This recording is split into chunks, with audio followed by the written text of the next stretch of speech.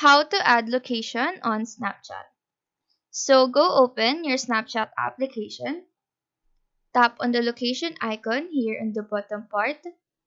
Now tap on the gear icon here on the upper right corner. Tap on suggest a place.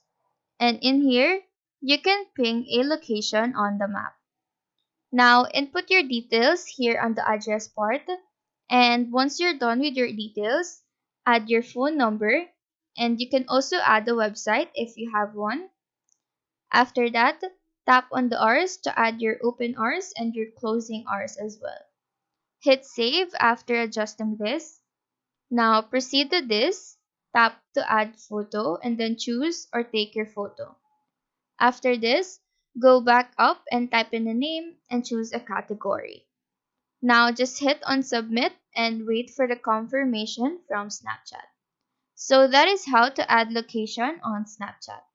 Do let us know if this video helped you out, and if you have any questions, feel free to drop them down below.